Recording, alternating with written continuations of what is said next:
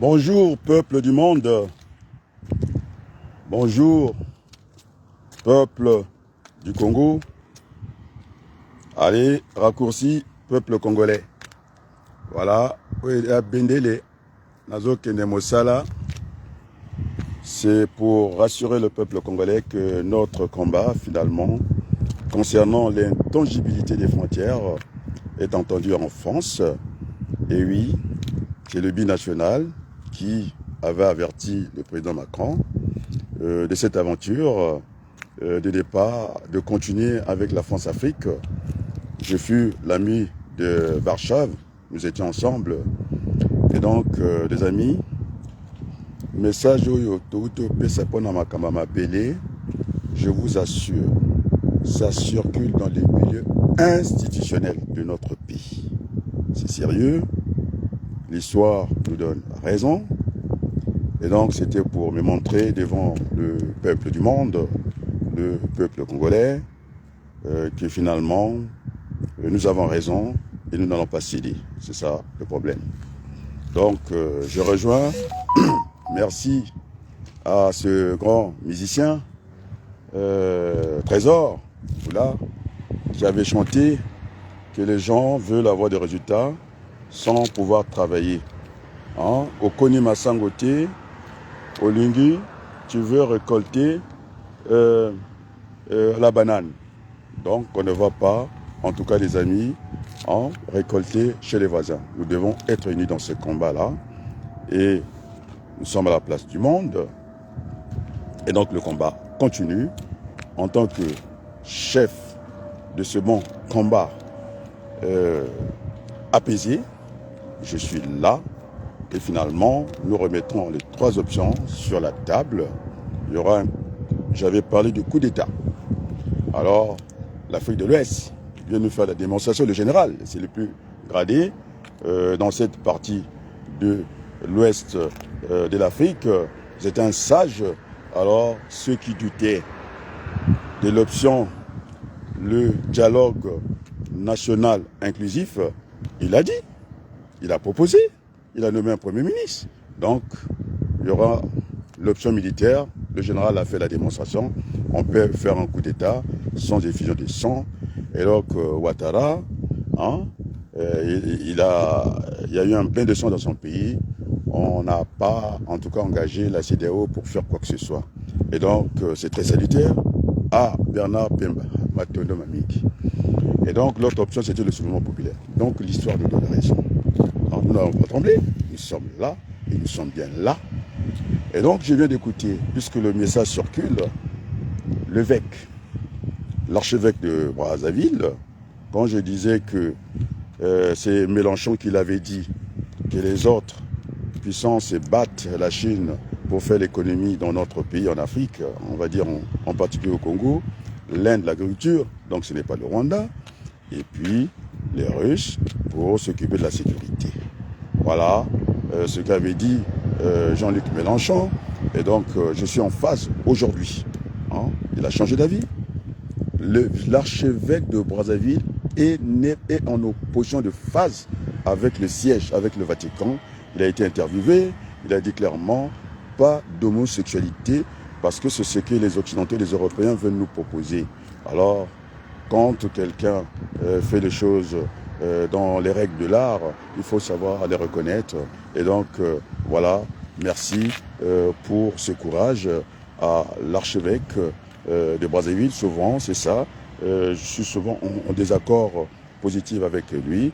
Il n'a pas pensé à lui cette fois-ci pour aller chercher le grade de cardinal.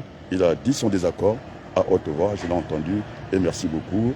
Je vais aller au travail, le combat continue, et les terres, le Congo n'est pas à vendre, je continue, je persiste, et donc pas de distraction. Nous devons être, merci le peuple congolais qui me suit davantage, je me suis montré à vous pour vous dire, tu vas bien. Ouais, c'est vrai, et merci à ma mère qui m'a dit, tu fais attention, parce que lorsque j'ai eu cette colère-là, effectivement, j'ai eu des mots très durs, et j'ai eu du mal d'aller vers ma mère, elle est venue vers moi, les gens ont dit beaucoup de choses, voilà, il est allé très loin, oui.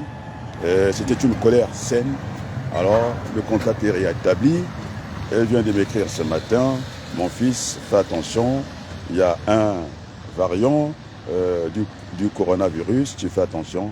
Merci maman, merci ma famille, merci peuple congolais, merci le reste du monde, je vous salue. Et merci Bernard de transmettre ce message-là et que le Congo n'était pas à vendre. Et donc, le message est entendu partout dans le monde. Et voilà, voilà le binational qui défend la France. On va changer le logiciel, il n'y a pas de problème. Même le Niger l'a dit. Hein, nous avons nous avons des relations de longue durée, séculaires. Et donc, il n'a pas écarté qui que ce soit. C'est du mensonge. Et donc, nous allons bâtir avec tout le monde, sans oublier ce qui s'est passé dans notre pays. Et donc, nous ne devons rien à la France. Nous sommes là. Eh bien, ce sont des frères. Ils sont attendus, ils sont les bienvenus au Congo. Voilà le message que je dis ce matin. Nous avons fait la démonstration. Merci à M. Soudan qui nous a aidé dans ce combat-là. Merci le journal Le Point qui nous ont aidés dans ce combat-là. Et que finalement, M. Kagame avec Kouyané qui fait le mélange entre les pétroles. Et je vous avais dit que c'est Robert Hue qui m'avait dit que c'est d'imploser les deux Congos et pour qu'ils aient facilement la main sur les minéraux qui sont à ciel ouvert. Et je pense que ce n'est pas juste. Nous sommes là, une terre de partage. Et donc, nous attendons des bâtisseurs. Voilà mon message ce matin. Et merci beaucoup, M. Pemba, d'être là, de transmettre ce message d'un bon combat apaisé. Et donc, nous serons tous autour de la table. Ce que je disais, il vaut mieux avoir un mauvais accord et que d'engager une guerre dont on ne connaît pas l'issue. C'est une règle d'or en droit. Bon, c'est vrai que j'ai changé un peu le mot guerre pour ne pas dire un mauvais accord. Donc aussi, ce sont des règles d'or que je rappelle. Il est mieux de libérer un innocent que il n'est pas bon en droit de condamner un innocent et il est de bonne loi de libérer, voilà, j'allais dire, un innocent et que de condamner un innocent, donc ce n'est pas juste. Voilà, je suis en train de me répéter et merci beaucoup pour ce combat. Vous l'avez vu, je suis bien là en chair en os et vive la République du Congo. Et donc il n'y aura pas les Congolais du Nord, du Sud, sauf dans le cas échéant, ça fait partie de ce que j'appelle le scénario. Et donc peuple, ce que nous ne voulons pas dans nos régions, je ne vais pas parler du Sud, dans nos régions, nous ne pouvons pas les proposer. De l'autre côté, j'ai des parents embauchés, tout le monde le sait, j'ai des parents au Congo, j'ai des parents au Lari, et finalement, je suis un bon Congolais, nous allons bâtir le Congo avec tous les enfants, et donc nous serons autour de la table, et pas face à face, nous serons côte à côte, la main dans la main, et merci beaucoup pour ce combat, le Congo n'est pas avant, je vous remercie. À très bientôt, merci beaucoup.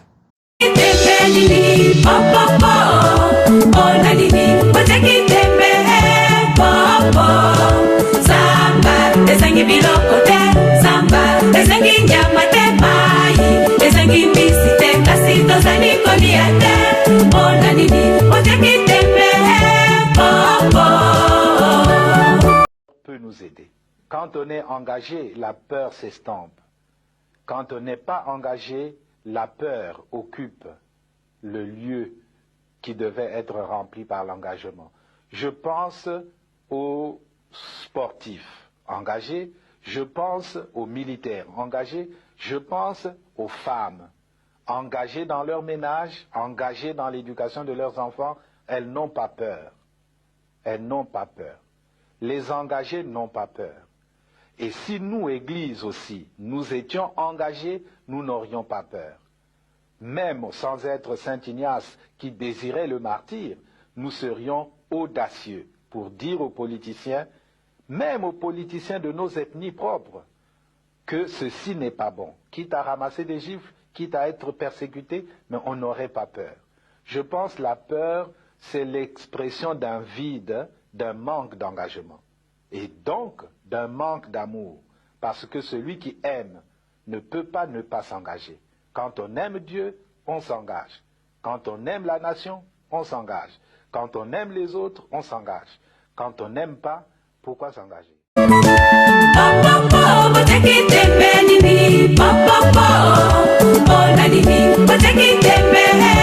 C'est la Bible qui le dit, il faut l'hétérosexualité. Alors je pose cette base dès le départ. Mais c'est un langage qui ne passerait pas en Europe. C'est un exemple que je vous donne, comme pour dire que nous ne sommes pas obligés, vous voyez, d'entrer dans la culture européenne. Mais nous sommes obligés, n'est-ce pas, d'inculturer l'évangile dans nos traditions, dans notre culture africaine. Intéressant et ça peut être troublant pour des publics européens de vous entendre, Monseigneur, dire moi je vois que ce dont on a besoin c'est de revenir à la tradition et à la pastorale traditionnelle, là où nous en Europe on a l'impression que cette tradition et cette pastorale traditionnelle sont plus tellement recevables aujourd'hui, en tout cas beaucoup les contestent.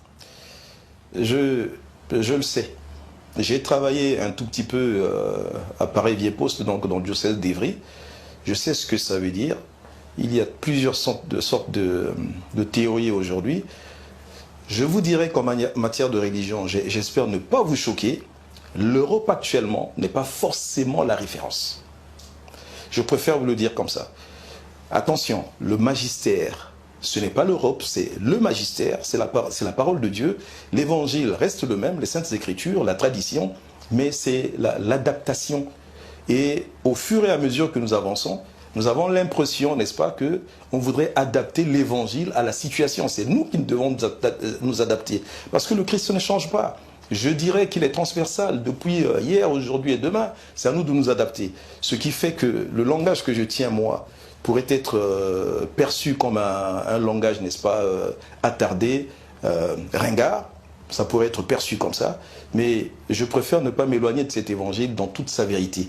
Voilà pourquoi une certaine théorie, pour ne pas choquer, n'est-ce pas, les spectateurs de KTO, il y a une certaine théorie qui ne passerait pas. Je tiens un certain langage du point de vue homilétique, du point de vue des campagnes d'évangélisation que je tiens ici, qui ne passerait pas en Europe. Mais pourtant, je ne changerai pas ce langage non plus, puisque dans certains mariages, j'ai défini, je donne un exemple concret, concernant les mariages. Voilà. Il y a deux principes essentiels, ça nous le savons. L'unité et l'indissolubilité. Moi j'insiste maintenant sur trois principes essentiels. Vous voyez déjà là où je vais y arriver. Le premier principe qui ne se disait pas parce que c'était naturel, eh bien aujourd'hui je l'exprime. Pour quelle raison? Parce que je dis il faut, si vous le voulez, je répète encore, c'est la Bible qui le dit, il faut l'hétérosexualité. Alors je pose cette base dès le départ. Mais c'est un langage qui ne passerait pas en Europe. C'est un exemple que je vous donne, comme pour dire que nous ne sommes pas obligés, vous voyez, d'entrer dans la culture européenne. Mais nous sommes obligés, n'est-ce pas, d'inculturer l'évangile dans nos traditions, dans notre culture africaine. Aujourd'hui, ce qui se passe en Europe pourrait aussi nous rattraper. Il y a un scandale que vous connaissez et ça écorche l'image de l'Église. Ce n'est pas Jésus, ça le blesse davantage, c'est vrai. Mais c'est l'Église qui prend de l'eau, vous voyez. Et nous, au stade actuel, nous devons travailler pour que ce genre de choses qui secouent l'Europe, qui se trouve dans le plancher africain également, ne puisse pas secouer comme cela s'est passé en Europe. Voilà, faire le plus possible pour que notre Église soit consolidée dans un assainissement, n'est-ce pas, j'allais dire de sainteté. Ça veut dire comparaison n'est pas raison, d'abord. Mais ce que je voudrais leur dire, ce sont des contextes tout à fait différents. Des contextes différents. Mais je n'ai qu'un mot à leur dire. Soyez fiers de votre foi. Ne vous laissez pas voler la joie de votre foi. C'est vrai que l'Église est bousculée. C'est vrai que le monde change. C'est vrai que l'Occident a un autre rythme et voudrait se laisser entraîner, n'est-ce pas, j'allais dire, par des puissances multinationales et ainsi de suite. Nous le savons. Vous voyez, nous aussi, nous sommes dans le même rythme parce que lorsque l'Europe, tous, nous éternuons. Et ça, c'est sûr. Mais ce que je veux leur dire, attention, Jésus ne change pas. Il est le même aujourd'hui, demain et après-demain. Soyez fiers de votre foi. Il ne nous abandonnera jamais. Et là, il y a un verset qui me vient en tête. C'est Hébreux 13, 5 à 6. Jamais je ne te laisserai, jamais je ne t'abandonnerai. Alors si le Christ nous fait cette promesse, accrochons-nous. Soyons fiers de notre foi chrétienne et notre foi chrétienne catholique. Soyons forts. Soyons les levains dans la pâte.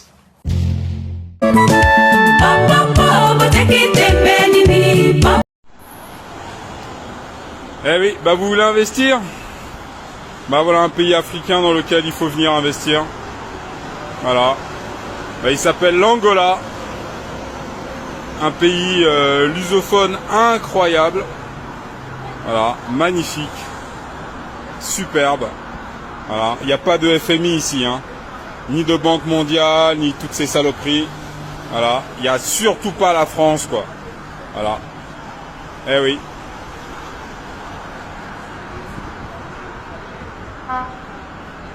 Magnifique, magnifique, magnifique. Centre commercial. Magnifique. Ouais. Leur partenaire stratégique, c'est la Russie. Ils sortent de 41 années de guerre. Ils sont libres que depuis le début des années 2000. Ils contrôlent leur monnaie. Ils ont leur banque centrale. Ils ne font aucun dépôt auprès du Trésor public français ou de la Banque de France. Ils ont 2 satellites de communication dans l'espace. Toutes les routes sont goudronnées. Il n'y a pas de péage dans ce pays. C'est un peuple noir qui a su s'affranchir de la tutelle occidentale.